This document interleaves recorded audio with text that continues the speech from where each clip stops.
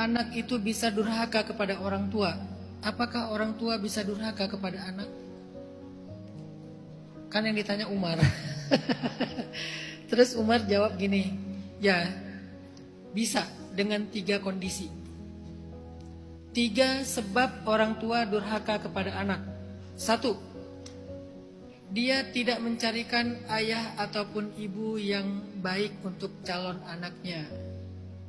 Baik di sini artinya orang tua atau calon orang tua anaknya itu pendosa besar.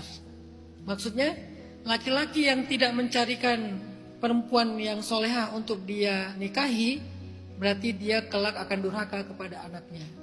Perempuan yang tidak mencari laki-laki yang soleh untuk dia nikahi, berarti dia juga kelak zalim dan durhaka kepada anaknya. Karena anak itu tidak pernah memilih punya orang tua, tiba-tiba orang tuanya seorang penjudi, pemabuk, orang tuanya seorang pezina, orang tuanya seorang perempuan yang tidak bisa menjaga diri dan seterusnya.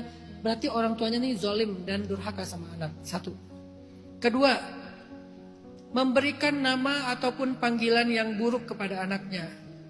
Mencela, menghina, dasar kamu bodoh, dasar kamu begini, dasar kamu begitu. Itu durhaka. Bukan hanya nama, panggilan. Kalau orang tuanya lagi marah, memanggil anaknya dengan kalimat mencela, itu durhaka. Dan yang ketiga, orang tuanya tidak menafkahi anaknya atau menafkahi tapi dari harta yang haram, itu juga durhaka. Jadi kalau kita baca cerita tadi, ayah yang tidak menafkahi anaknya itu salah, dosa, durhaka sebagaimana durhakanya seorang anak kepada orang tua, sama dosanya.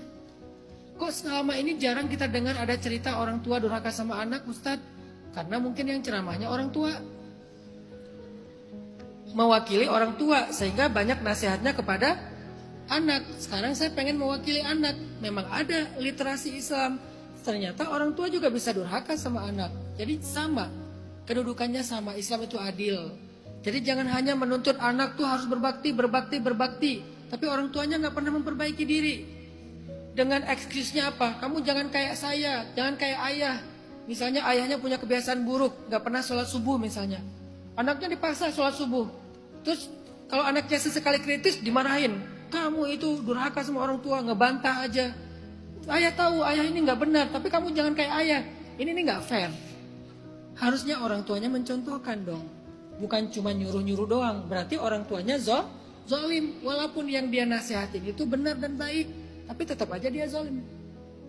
Dan dosanya sama seperti dosa anak kepada orang tua. Nasihat buat para orang tua termasuk diri saya sendiri.